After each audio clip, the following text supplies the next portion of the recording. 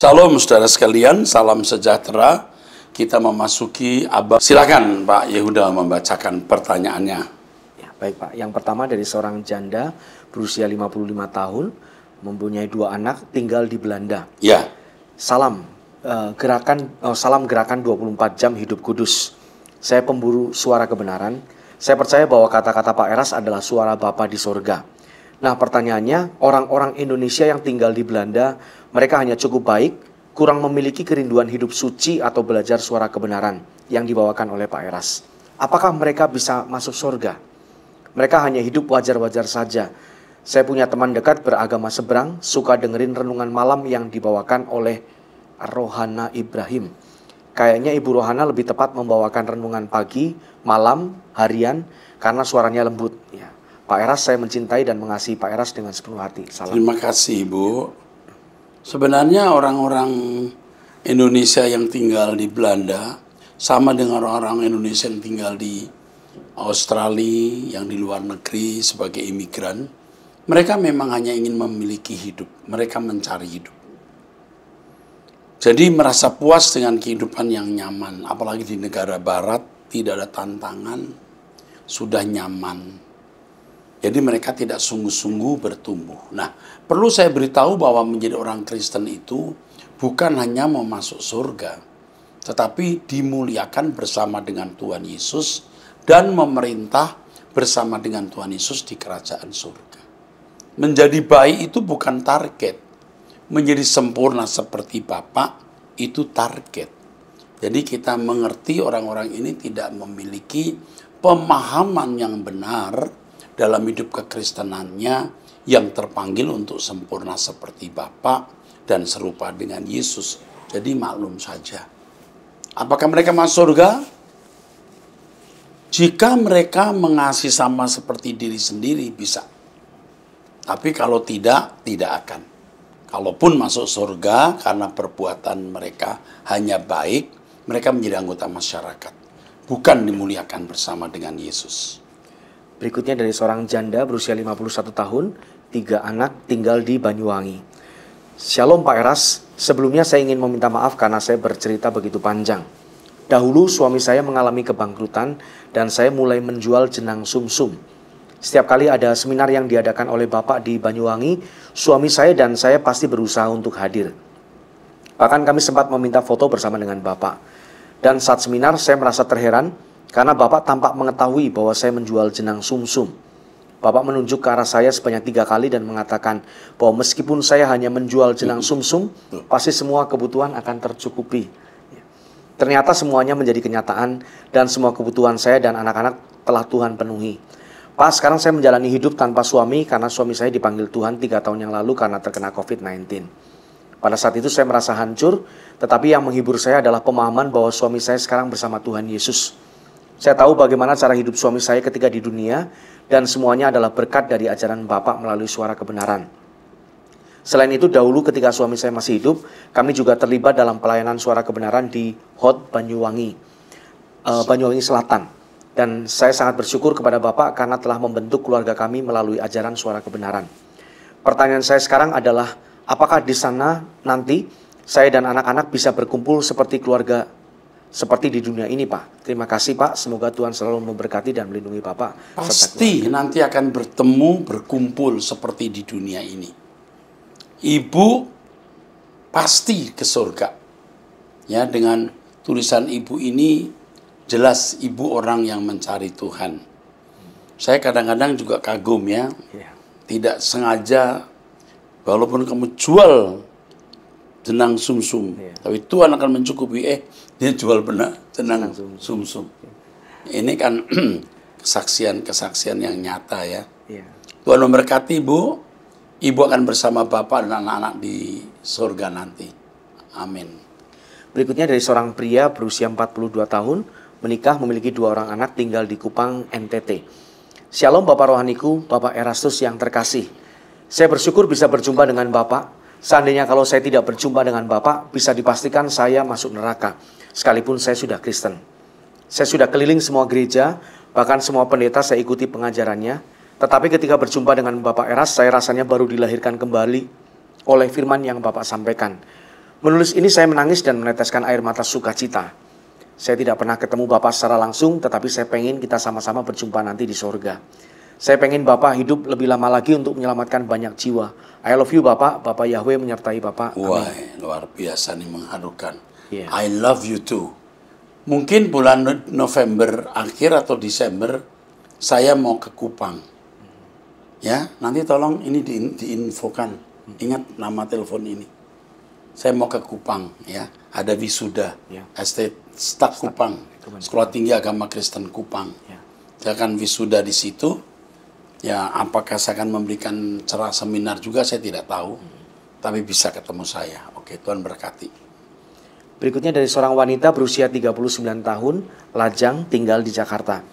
Shalom Pak Eras, saat ini saya sedang mendekati stres memikirkan adik perempuan bungsu saya yang berusia 25 tahun. Sebelumnya adik saya ini tinggal di kampung bersama orang tua dan dikarenakan sudah habis kontrak di pekerjaan lama, dia meminta untuk ikut kakaknya yang di kota. Kami tidak tahu kalau dia di kampung meninggalkan masalah yaitu hutang yang terbilang cukup lumayan angkanya. Setelah dia tiba di kota tinggal bersama kakak kami, dia mulai dapat pekerjaan. Tapi kami tidak menyangka apakah dia punya penyakit suka berhutang atau gimana. Kami menemukan makin kesini makin banyak kebohongan. Saya heran Pak, itu uang dipakai untuk apa? Gaya hidup mewah juga tidak makan mewah juga biasa saja. Juga biasa aja. Iya. Setiap kami nasihati dia yang memusuhi kami kakak-kakaknya. Dan kakak saya pun kena bohong dia dengan sejumlah uang dengan dalih temannya yang pinjam, tapi faktanya dia yang pakai. Pak, saya bingung mau gimana lagi dengan adik kami ini Pak. Dari kecil sampai dewasa cukup terbilang segala kebutuhannya selalu terpenuhi. Apakah bakat bohong dan suka berhutang sudah mendarah daging? Kami harus bagaimana biar dia sadar agar dia tidak terlilit hutang dan suka berbohong terlalu jauh. Mohon arahannya Pak, terima kasih. Yang jelas Anda memberi kesaksian hidup yang baik. Yang kedua, jangan lagi menolong dia. Kalau dia tidak bisa bayar hutang, dikejar-kejar hutang, harus angkat tangan semua keluarga. Kami tidak ikut-ikut. Biar dia merasakan getir pahitnya berhutang. Ya, saya khawatir waktu dia masih kanak-kanak sampai dewasa terlalu dimanjakan. Sehingga keluarga ikut mengambil bagian atas rusak mental anak ini. Ya, 25 tahun. Iya. Tapi dia bakatnya hutang. Jadi jangan percaya lagi kalau soal uang kepadanya. Sementara itu yang dapat saya sampaikan. Ingat, jadi kesaksian buat dia. Suatu hari dia akan datang kepada Anda berkata, Kak, apa yang harus saya lakukan sekarang? Arahkan kepada Tuhan. Oke.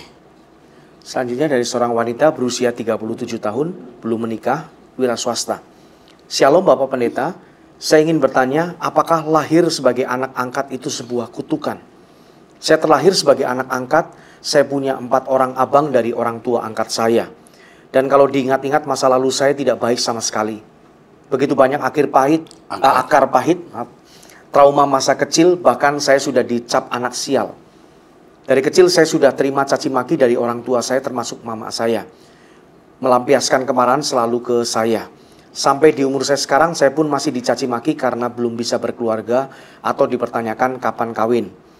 Apakah saya memang sudah terlahir dikutuk? Apakah saya salah berharap dianggap anak?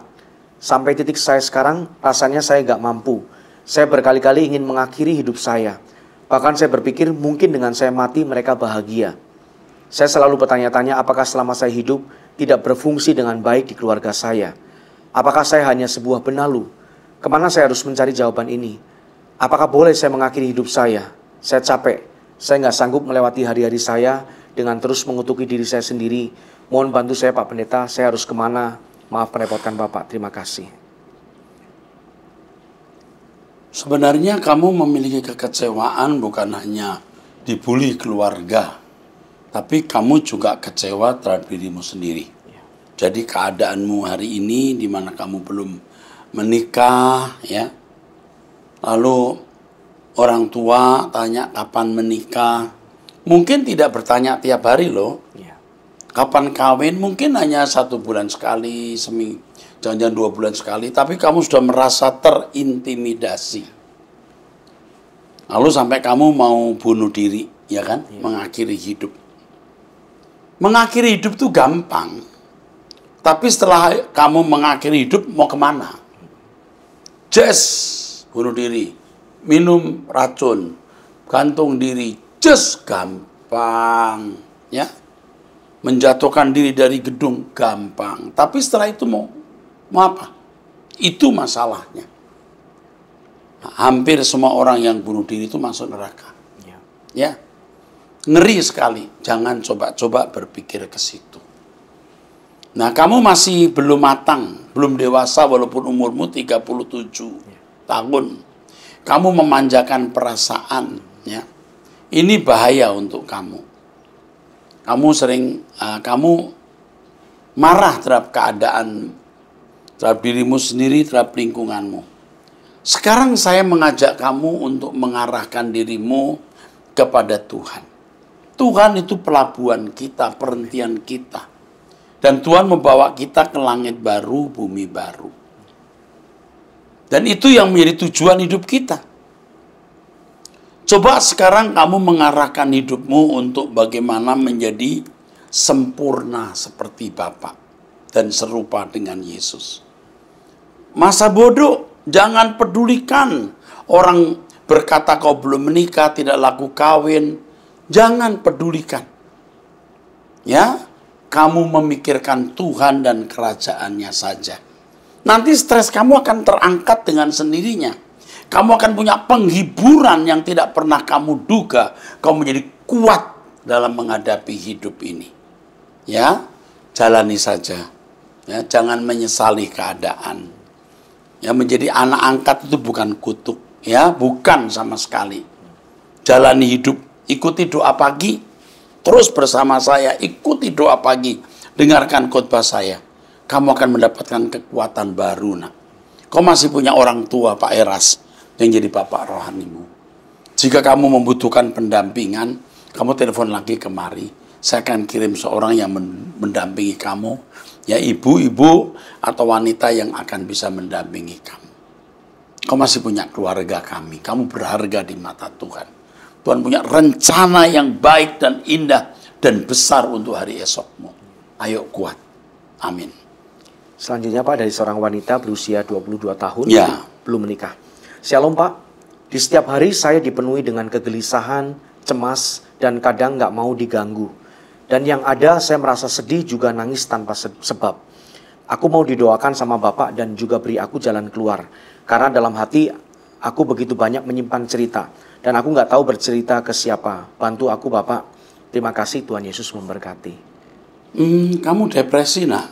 Ya. Kalau orang nangis tanpa tahu sebabnya apa, itu depresi. Itulah tingkat depresi.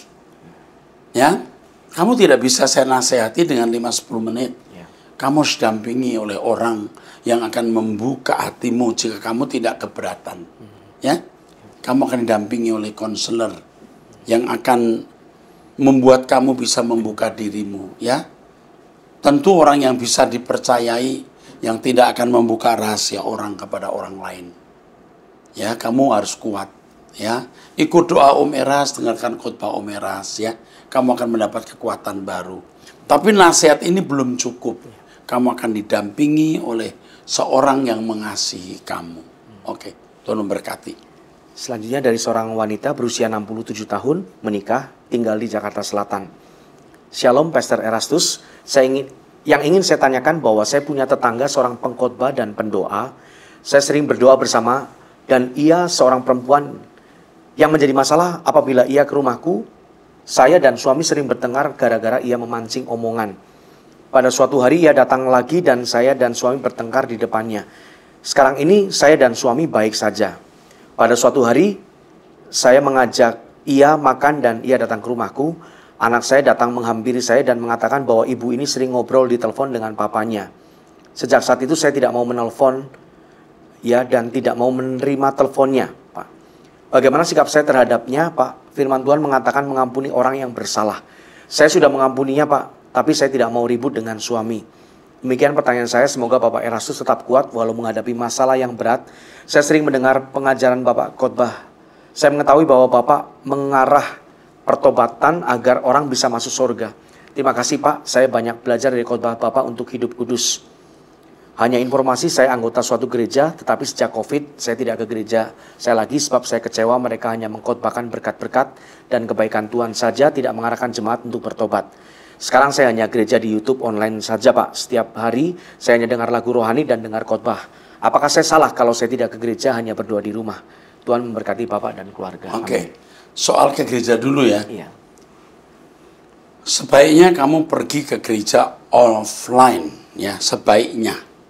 Tapi kalau gereja itu tidak memberkati, ya memang lebih baik online tetapi mengubah hidupmu. Lebih baik lagi kamu datang ke gereja di mana kamu diberkati offline. Jadi on-site tapi pengkhotbahnya benar-benar mengubah hidupmu. Daripada offline atau on-site di gereja yang firmannya berkat-berkat jasmani, itu tidak mengubah. Oke. Jadi kalau kamu masih hanya lewat Online YouTube. online, enggak apa-apa ya. Tapi kalau bisa hadirlah di gereja. Mengenai ini ya, si ibu pendoa ini ya, pendoa. suka telepon-telepon sama papanya ya. Itu kata anaknya ya. Iya. Bagaimana anaknya tahu? Kan kita belum tahu. Iya. Lalu ibu jadi marah. Iya. Marah atau cemburu ini menurut kamu?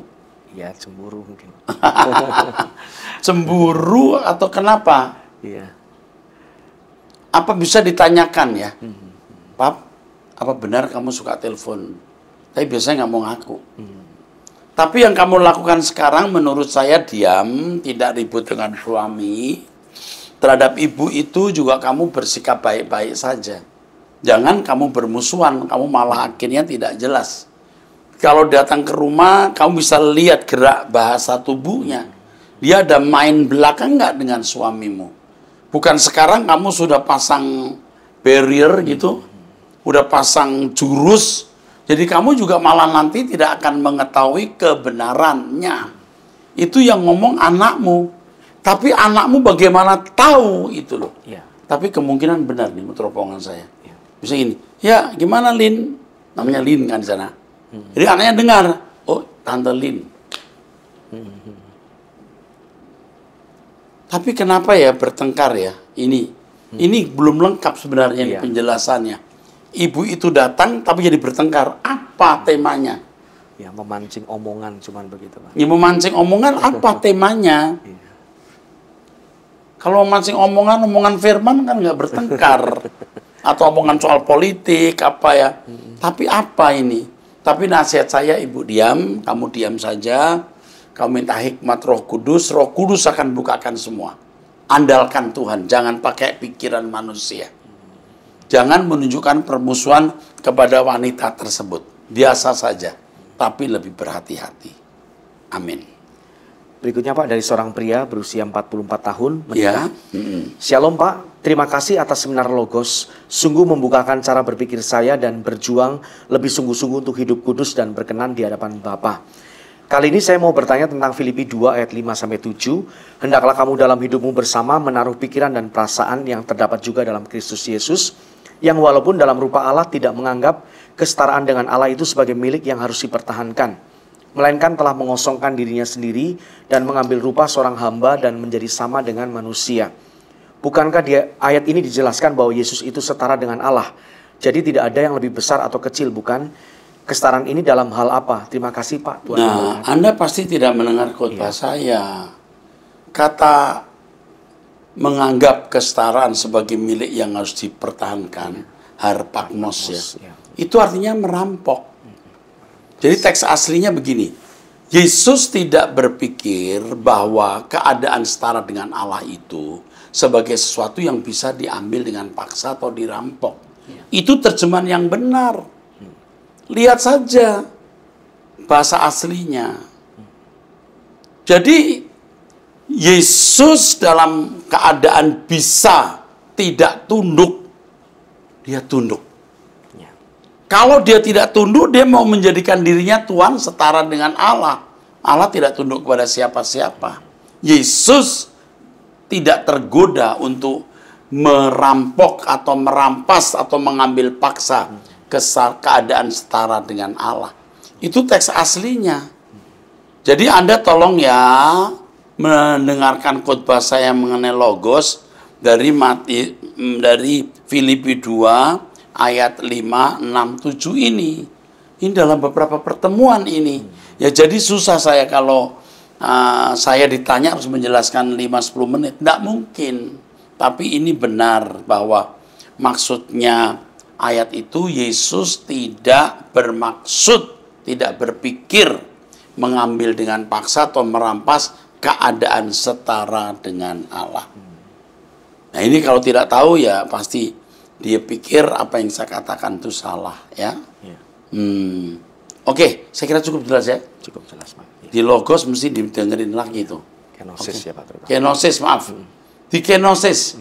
Oh ya, Bu, kenosis akan ada ya. Berikutnya, Pak, dari seorang janda mati berusia 65 tahun, tinggal di Surabaya. Shalom Pak Eras dan Pak Yehuda atau Pak Andris serta tim Abam. Ketika saya mendengar kesehatan Bapak terganggu, saya berdoa kepada Tuhan agar Bapak diberi kesehatan dan umur panjang. Pada kesempatan ini saya tidak ada pertanyaan, Pak, tetapi saya ingin berbagi pengalaman dengan Tuhan. Saya tinggal hanya dengan kedua putri saya. Di tahun 2021 saya mengalami sakit parah, bahkan keadaan saya sangat buruk. Tidak ada pihak dan ahli medis yang membantu karena semuanya takut COVID. Rumah sakit penuh karena COVID. Begitu juga dengan saudara dan teman tidak dapat membantu karena terbatas oleh COVID. Ketika keadaan semakin buruk dan saya diliputi ketakutan, anak saya selalu memutarkan lagu-lagu Pak Eras. Ada satu lagu yang sangat menguatkan saya, Pak. Lagu itu berkata, kadang kau tak nyata. Kadang kau tak nyata, itu ya. Seakan tiada. Terus. Iya. Lagu itu menemani masa-masa sulit kami, membuat saya kuat dan seperti ada yang berkata, kamu tidak sendiri. Saya merasa Tuhan hadir dan memeluk saya, Pak. Dan singkat cerita saya dapat melewati keadaan buruk itu bersama anak-anak saya. Dalam kurung dengan obat-obatan seadanya, dan Tuhan kirim orang dari agama seberang, seorang mantan suster untuk menginfus saya. Saya percaya lagu-lagu yang Pak Eras ciptakan berasal dari pengalaman pribadi dan ilham roh. Semangat terus ya Pak Eras, kami mengasihi Bapak. Tuhan Yesus memberkati. Aduh, terima kasih. Ini juga menyemangati kita ya. Terima kasih. Ya. Ya. Selanjutnya dari seorang wanita berusia 48 tahun, menikah, memiliki 2 orang anak, tinggal di Palembang. Ya. Shalom Bapakku Pak Eras, Ya. saya mau tanya, dosa nggak ya Pak kalau saya tanya sama Tuhan? Tuhan kapan ya hidup saya berubah? Saya juga pengen punya rumah bagus, motor bagus, mobil bagus, dan punya uang yang cukup bisa nabung.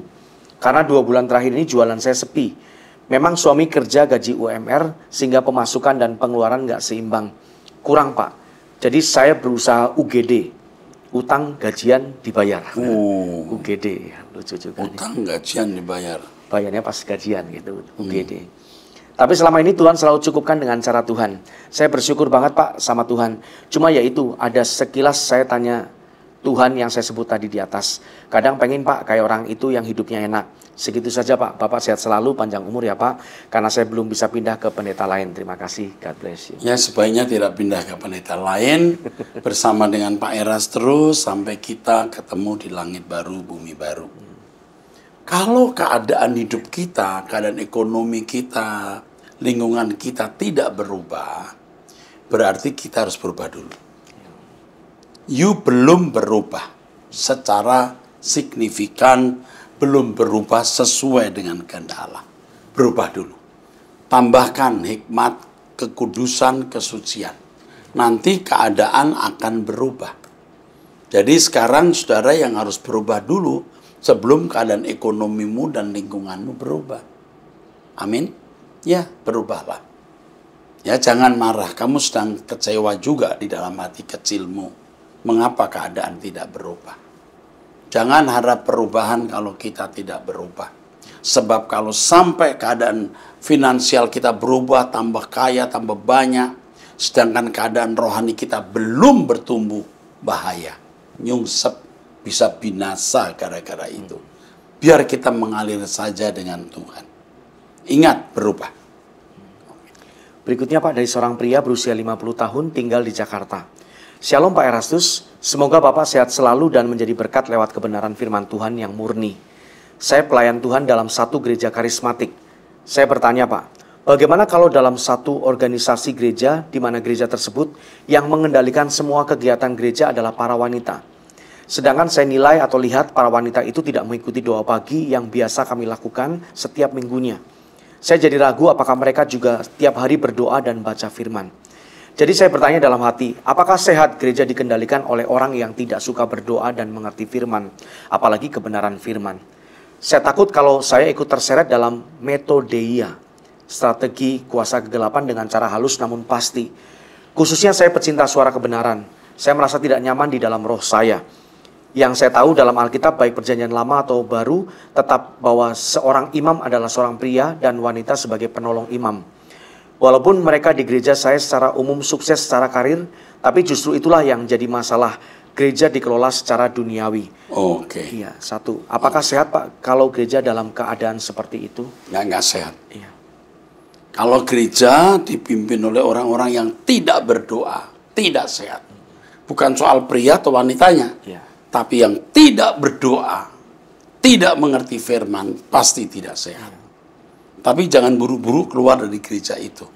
Anda yang suatu hari mungkin jadi pemimpin di situ. Iya. Terus? Pertanyaan kedua, lalu apakah saya keluar dari pelayanan di gereja enggak. tersebut? Iya. Ya, tetap aja di situ Anda kemungkinan akan jadi pemimpin di gereja itu. Mengalir dulu saja, ya. Jangan keluar dulu. Ajarkan apa yang saya ajarkan. Kebenaran yang Anda miliki dari saya.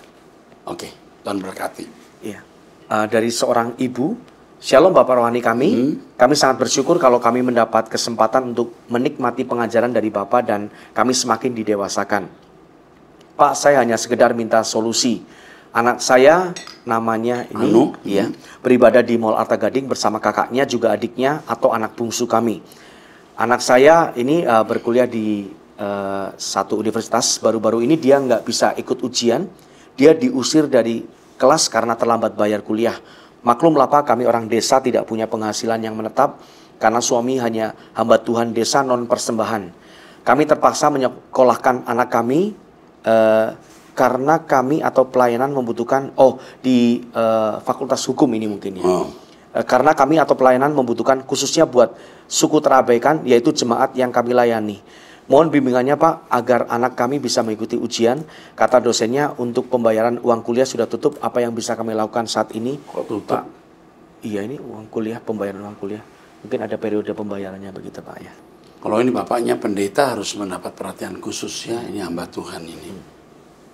Oke, ayo teruskan. Saya lanjutkan Pak, dari seorang wanita berusia Ya, sekali lagi. 59 tahun, menikah, tinggal di Jakarta. Shalom Pak Erastus, saya ada pergumulan di dalam perkawinan saya, di mana suami saya ingin bercerai secara resmi. Saya tidak mau karena saya di awal perkawinan sudah berjanji kepada Tuhan hanya maut yang memisahkan saya. Apakah salah bila saya mempertahankan perceraian? Pernikahan mungkin maksudnya. Tapi di pihak suami sudah tidak mau bersama lagi. Terima kasih Tuhan Yesus memberkati. Suamimu pasti umur lebih tua atau tidak jauh ya? Iya, usia 59 ibu ini. Ini yang ibu kan? Iya. Yang pria? Tidak diketahui sih Pak. Iya kan udah tua gini, ini bapak ini ngapain ya? Wes aneh-aneh aja loh. Ibu nasihat saya diam saja. Ibu tetap berkata tidak mau cerai, tapi diam saja. Ya, ibu diam jangan banyak bicara. Pasti sudah punya anak ya biasanya. Oke, ibu yang saya tanyakan kenapa bapak mau cerai? Iya. Itu yang ibu nggak tulis. Apakah ibu, maaf ya, cerewet, mau ngatur, dominan, suami udah kepahitan bertahun-tahun, ketemu wanita yang nunduk, nurut, melayani, ya wes. Daripada ketemu yang satu, mendingan ketemu ini, gitu kan. Mungkin suami lihat ibu, waduh monster nih. Tapi lihat ini, waduh ini bidadari. Bisa saja. Tapi yang penting sekarang ibu diam, rubah perilaku ibu. Jangan menyakiti suami, jangan tidak mendatangkan keteduhan. Karena saya juga tahu banyak ibu-ibu itu garang-garang gitu loh. Jadi suami diem-diem sakit hati dan cari kesempatan suatu hari balas dendam. Tapi saya tidak mengatakan pasti begitu ya. Bisa begitu. Tapi sekarang yang penting ibu diam, ibu berdoa, ibu minta pertolongan Tuhan, ibu berubah. Oke? Jika ada kesalahan, ibu juga tidak ada salahnya minta maaf. Oke, cukup kali ya di sesi ini. Sampai bertemu di Abam episode 26. Ya, Tuhan berkati.